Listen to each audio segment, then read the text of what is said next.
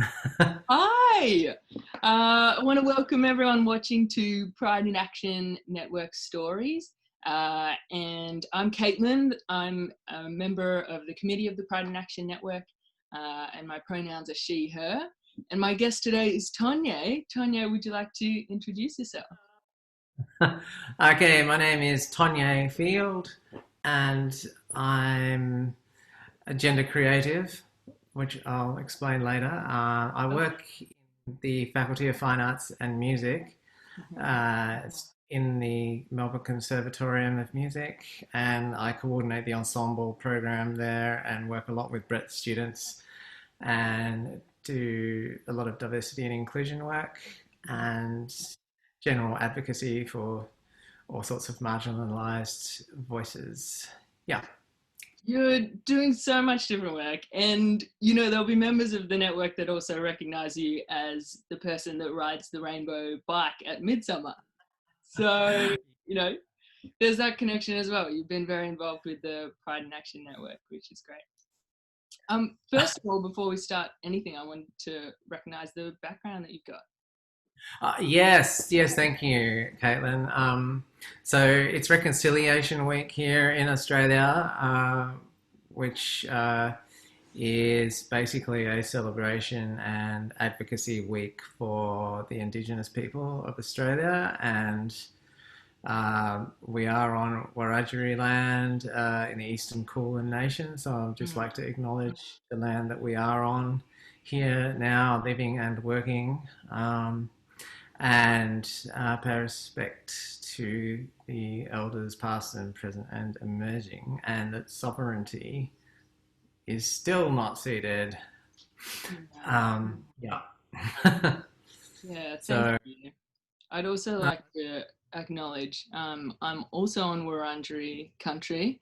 We're meeting via Zoom video, but yeah, yeah, important to pay our respects. And um, it's it's quite a wild time this year, and so it's really important. We're going to talk a bit later as well, but um, I think in everything that we do, the intersectionality is incredibly important, and we're talking about justice mm, in a big sense.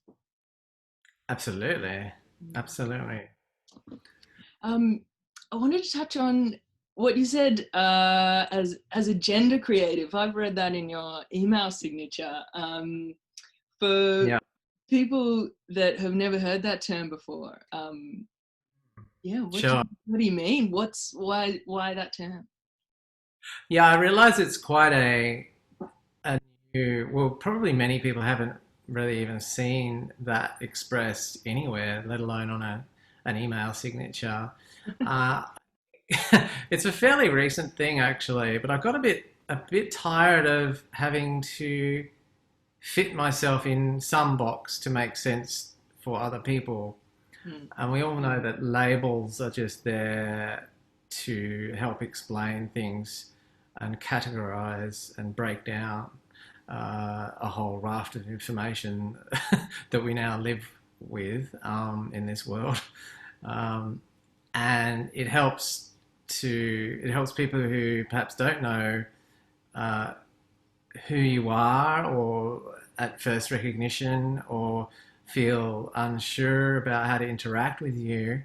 Um, and having a label will help them. They're that person. Their identity is that. So now I know what language to use. Now I know what pronouns to use. Now I know um, what bathroom you may or may not use. All these things kind of light up, and it helps people for some reason. But I'm a little bit beyond that now, having lived with this for a long time, and I think and research a lot in this field.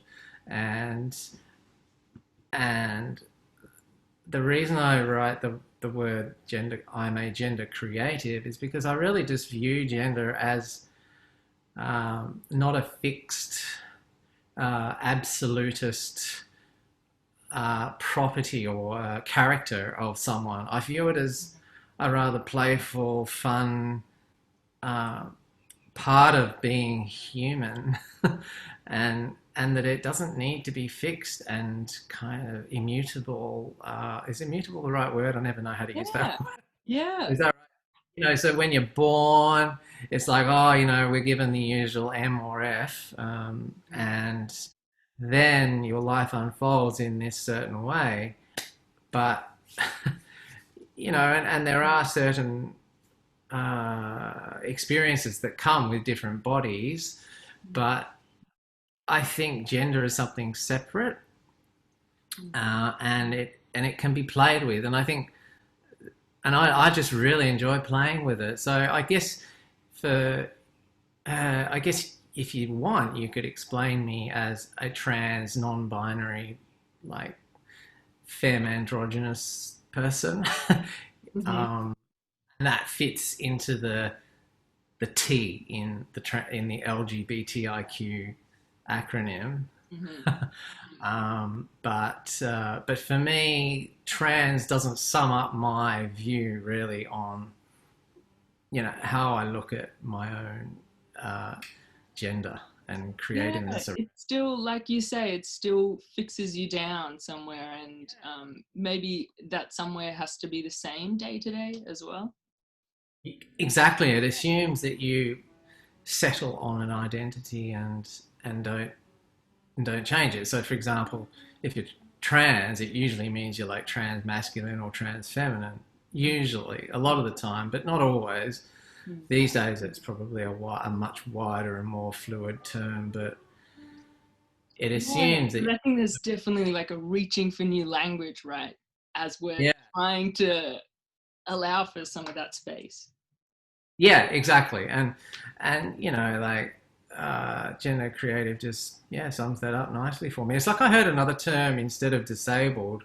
I looked up a term on a website. I think it's a blog that is a disabled person put together, and they use creative abled. Yeah, yeah. I like the idea of bringing creativity into it because there's all sorts of theatre movements now or theatre groups, um, that that actually include and make central people who are creatively abled, and it is creative. You have to find creative solutions to work around different bodies and different neurological ways of interpreting the world and different genders, and it can be a lot of fun. Yeah, yeah, I like that idea, and I like that idea of bringing the playfulness to it as well. Uh, Yeah. Mentioning, this the creative worlds and the theatre, that's also your world. So, and a lot of your work that you do as a performance artist and as a performance activist intersects with uh, queer lives and queer people. Can you tell us a bit about the work that you do? So I started off at the uni just teaching guitar. That was like 22 years ago when I joined the university, and that was kind of a fairly stock standard disciplinary teaching of the guitar. And in the last 7 years, I've moved away to include multidisciplinary work because I really wanted to say a lot more than just play another piece of classical guitar repertoire. It's very nice to do that, but it's not necessarily political enough for me. And I couldn't really supply a narrative that said something about the world and said something about where I am in that or where other marginalized voices are in that. And to do that, I really needed to sort of undiscipline myself, unsilo myself, like take myself out of the guitar world, out of the music world, really, and just go, well, how else can what else can I incorporate that will make it possible for me to say more specific things about my gender, about the indigenous people of our nation, about tell their stories in truthfully, and all sorts of other kind of voices. And it's really not possible to do that within a classical music canon. Yeah. And Yeah. the role of a classical music performer is just so limited that, yeah, I had to kind of jump out of there. And so that's kind of what I do now, like multidisciplinary performance activism Mhm. in the context of sort of a patriarchal and colonialist world. And that's the title of my PhD. Fantastic. Great. With you're just starting the PhD, is that right? Yeah, very recently. So Fantastic. I feel like I've been doing it for a long time, but it because it's been like bubbling away in me for years, and I've Mm. just been reading various books. And talking of which, the whole creative gendered thing also comes from reading this book by Joan Roughgarden. Maybe we could supply a link to that or something, but it's Definitely. called Evolution's Rainbow. And Joan is a scientist, a biologist, I think, or at least studies evolution. And they're a trans person, and they have basically debunked all of the so-called perfection and elegance around Darwin's theory of sexual selection, and basically queers it up, and with evidence, with hard evidence, um, and it was so refreshing to read the book and know all this stuff about the animal queendom, which I call it. That is just it completely. Um, I mean, anybody trying to argue that LGBTIQ people are just these sort of anomalies of evolution and that they're not really sort of central to our survival needs to read this book. Excellent. Yeah, I like the sound of that. We'll certainly link to it below Anyway, this video. Well, does that the ideas from that book, do they play into some of the work that you've been doing, or can you tell us a little bit about some of the recent performance artwork that you've done? well, I guess I was reading that book as it's kind of a bit of a it's a bit of a bulwark thing for me because like it's confirmed a lot of suspicions I had about when people say things like, um, "Oh, the natural world really needs sexual reproduction in a heterosexual kind of way to survive," and we have all these kinds of arguments along those lines, and really that's not true.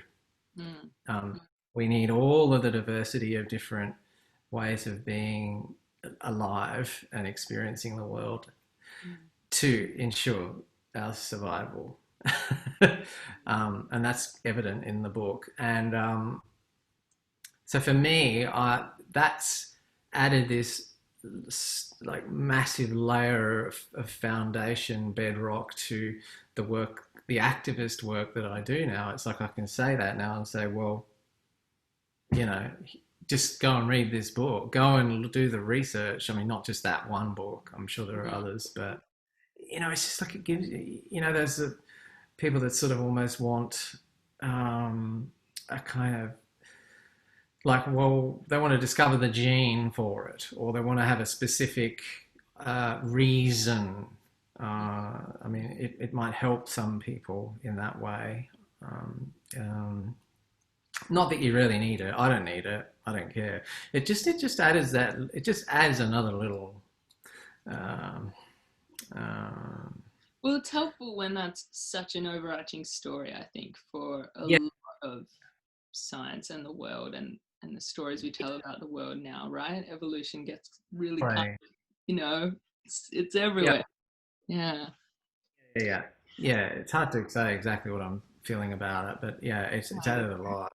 Mm, A that's lot of great. the anyway. Um, I want to also ask you about allyship. This video is going out to our ally network across the university. And I was wondering if you have any experiences of allyship or any stories that you'd like to share. Thank you. Yeah, my main story, I guess, is how I work and collaborate with Indigenous people and other marginalised voices in Australia. And I guess it's really difficult in some ways to explain, but I think what white people in Australia need to realise is that we are living as white people. We have the privileges and the access to all sorts of things like education, um, and money, power. Um, we have all access to those things because of the suppression of others. Mm. You know, we have that access because there are other voices that aren't included in this. We're given the advantage. And so my view is that, look, I have a job. It's secure. Well, it might not be in the future, but we won't go there. Um, You have a excuse me, job, yeah. job now. And, you know, I'm white and I don't have to face the issues that brown people have to face when they have to interact with someone who might be giving them a job, for instance. And they may be competing with a whole lot of other white people. And so I don't face those discriminations. And there are a whole bunch of other um, discriminations and intersections Yeah. um, that you don't realize until you really go deeper and have long-term meaningful relationships with people who are marginalized or face this on a daily basis. You don't realize that, and then when you do, you go, well, how can I accept equal payment? For example, if I do a piece of performance art that I did recently down in, say, for example, in what's the name of the place? Apollo Bay. We did a big Right. welcome to country on the foreshore, and we had this big Australian flag. We had an Indigenous artist who was a spoken word artist at the time, and Cherie, her name was delivering the song lines to her country, and so we got paid for that. We negotiated an okay fee. Didn't really go far enough, but how can I, as a white person, and with all of my access and security and money and various other privileges, ask for an equal share of the fee Mm. as the Indigenous artist who has a whole bunch of other intersections that I'll never have, and the other Indian musician who we had there who's come out, experienced domestic violence, has had to be in a relationship with a white person who was visiting India, comes out to Australia with them, you know, la di la la la la la, you know, all of these intersections. And how can I say, well, no, let's just divide it evenly, you know, like, Yeah. uh, how can I accept payment for, Mm. when I have all that access? It's like, no, Mm. you know, that is just a no go for me. That's a not negotiable for me. I will not get paid for that Mm. because no matter how hard my life is at that time, I it's probably nowhere near as difficult as the sort of barriers that other people face. And I Mm. think, and as a model, as a sort of a rather anti-capitalist, transparent model of payment, so to speak, that's just one way in which I use my privilege and act as an ally for my, um, you know, fellow collaborators who don't, who aren't in the same position. Mm. Thank you If so that much for sharing that story. That's, yeah, it's really good to hear. And I think that uh, sometimes there can be a perception that, you know, when we're talking about allyship in this network, we're talking about people outside of the queer space only, you know, being queer allies to people within that space. But there's just so much more complexity there, and so yeah, much space for all of us being aware of those intersections and the places and the times where we can be an ally. Yeah. absolutely. I think queer people are I mean, without being too sort of big-headed about it, but like queer people do that stuff quite well.